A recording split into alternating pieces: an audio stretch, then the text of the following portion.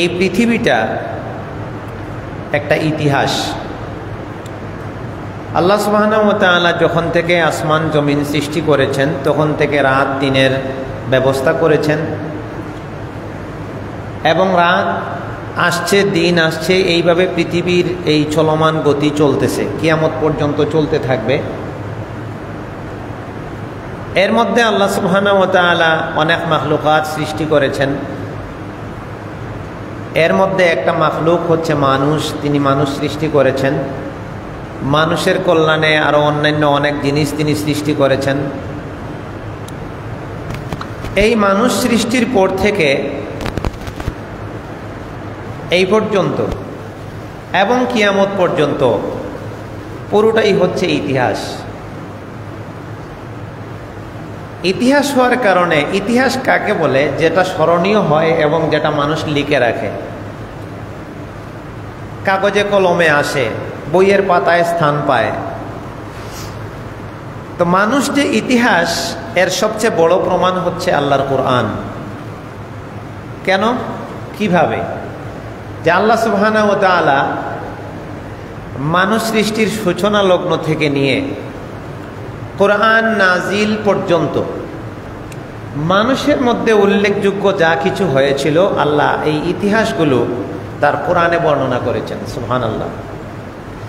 আদম আলাইহিস সালামকে যখন তিনি সৃষ্টি করবেন, সেই সৃষ্টির সূচনা লগ্নেই কি ঘটেছিল সেটাও তিনি ইতিহাস হয়ে থাকবে, এই জন্য ইতিহাস হিসেবে রাখবার জন্য কোরআন মজিদে আল্লাহ উল্লেখ করেছেন। ওয়াইদ ক্বালা রাব্বুকা লিল মালাইকাতি ইন্নী জাইলুন ফিল আরদি খলিফা। আল্লাহ ফেরেশতাদের সাথে কথা বললেন যে আমি জমিনে খলিফা সৃষ্টি করব। তারপরে আদম আলাইহিস সালামকে কিভাবে বানালেন এর বিবরণ আল্লাহ কোরআন মজিদের বেশ কয়েক জায়গায় দিয়েছেন। হ্যাঁ, ইন্না মাতালা ঈসা ইনদাল্লাহি কামাসালি আদম খালাকাহু মিন তুরাব। যে আদম আলাইহিস সালামকে আল্লাহ মাটি থেকে সৃষ্টি করেছেন। সৃষ্টির পরে কি ঘটনা ঘটেছে সেটাও ইতিহাস। তার সন্তানদের মধ্যে কি ঘটেছিল সেগুলো ইতিহাস। আল্লাহ সুবহানাহু ওয়া তাআলা সেটাও বর্ণনা করেছেন সূরা মায়েদার শেষে, যে তার দুই সন্তানদের মধ্যে কুরবানি হয়, একজনের কুরবানি কবুল হয়, আরেকজনের কুরবানি কবুল হয় নাই।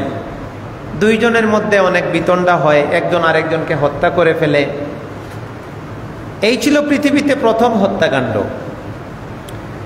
এই হত্যা সংগঠিত হয়ে যাওয়ার পর তখনও মানুষ জানতো না লাশটা কি করতে হয়। তখন সে হত্যা করে তার ভাইকে হত্যা করেছিল, হাবিলকে কাবিল হত্যা করেছিল। ইতিহাস, মানুষের জীবনের ইতিহাস। আমি ওটা আলোচনার বিষয় না, আমি আয়াতে প্রবেশ করতেছি ওই বিষয়টার সূত্র ধরে। তা হাবিল কি করছে? কাবিলকে হত্যা করলো। হত্যা করার পরে সে অনেক লজ্জিত। কেন লজ্জিত? যে সে তার ভাইয়ের লাশটা কি করবে এটা আর খুঁজে পাচ্ছে না। তখন আল্লাহ সুবহানাহু ওয়া তাআলা একটা কাক পাঠিয়ে দিলেন। ফাবাআতাল্লাহু গুরাবান। গুরাবুন শব্দের অর্থ হচ্ছে কাক, আমরা যাকে কাউয়া বলি, কালো এক ধরনের পাখির আকৃতি। সে কি করলো? তার ভাইয়ের সামনে এসে প্রশিক্ষণ দিল তাকে, ইয়াবহাসু ফিল আরদি, মাটি খুঁড়তে থাকলো, এবং এতে ইঙ্গিত করে বুঝাইলো যে মারছে তারে, যে তুমি এখন মাটি খনন করে তোমার ভাইকে মাটিতে দাফন করো, মানুষ মারা গেলে এটাই করতে হবে। এরপরে ভাইকে দাফন করলো এবং সে আরো লজ্জিত হয়ে বলল, ইয়া লাইতানি, আহারে আমি যদি আন আকুনা মিসলা হাযাল গুরাব ফাউয়ারিয়া সাওআতা আখি, এত লজ্জিত হলাম আমি, এত নিন্দিত হলাম আমি ওই কাউয়া কাকের মতো হতে পারলাম না যে আমি আমার ভাইকে হত্যা করে তার লাশটাকে আমি সামলাবো, কারণ আমার থেকে এখানে কাকের জ্ঞানটা বেশি, সে জানে একটা লাশকে কি করতে হয়। এটা জাস্ট একটা ধারণা দিলাম। এই মানব জাতি পুরোটাই হচ্ছে হিস্ট্রি, ইতিহাস।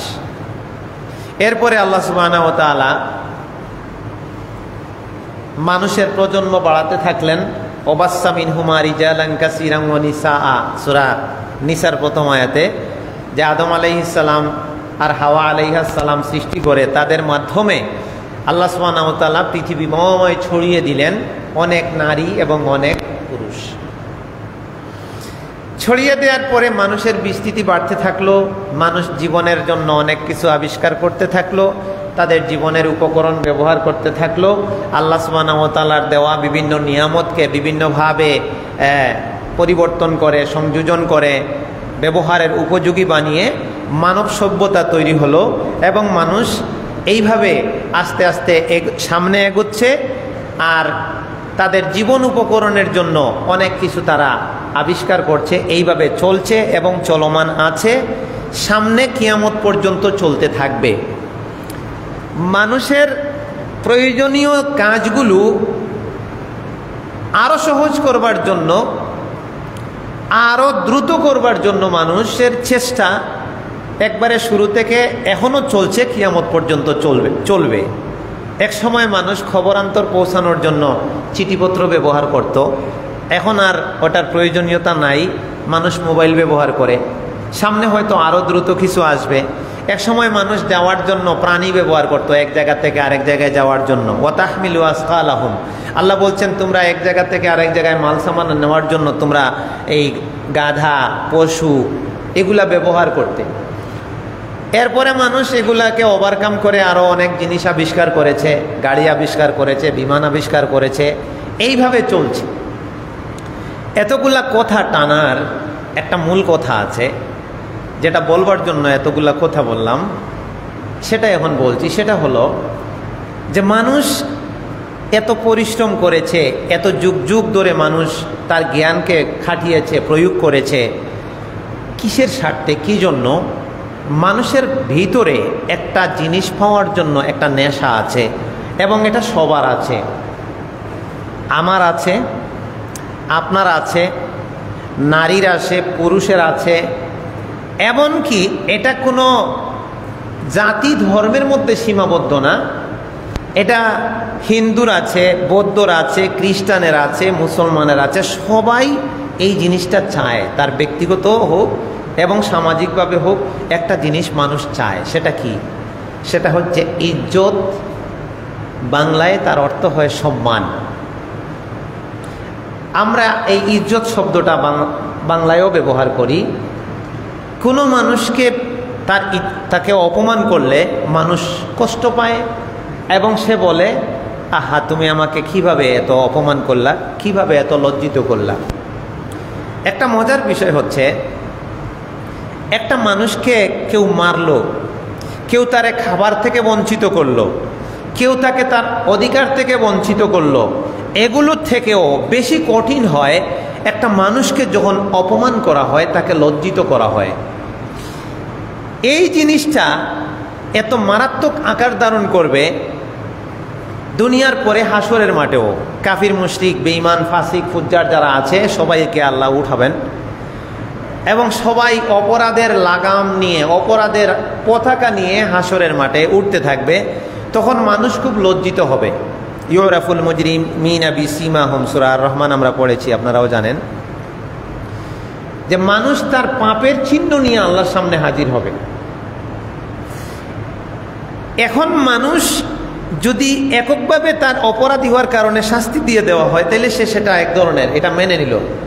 কিন্তু সব মানুষের সামনে তাকে দেখানো হচ্ছে যে সে এই অপরাধে অপরাধী, ওই ব্যক্তি এই অপরাধে অপরাধী। এ ছিল চোর, এ ছিল ডাকাত, এ ছিল সুদকুর, এ ছিল ঘুষখোর, এ ছিল জিনাকারী, এ ছিল অন্য অপরাধী। এইভাবে তাকে অপমানিত করা হচ্ছে। এই সময়তে মানুষ চিন্তা করবে কি? এটা আপনারা আয়াত পড়েছেন সূরা নাবা, শেষ আয়াত। সে তখন বলবে আফসোস করে, আহারে, এই লজ্জা পাওয়ার চেয়ে যদি আমি মাটি হয়ে যেতাম। ইয়া লাইতানি, কাফিররা বলবে, ইয়া লাইতানি কুনতু তুরাবান, আমি যদি মাটি হয়ে যেতাম।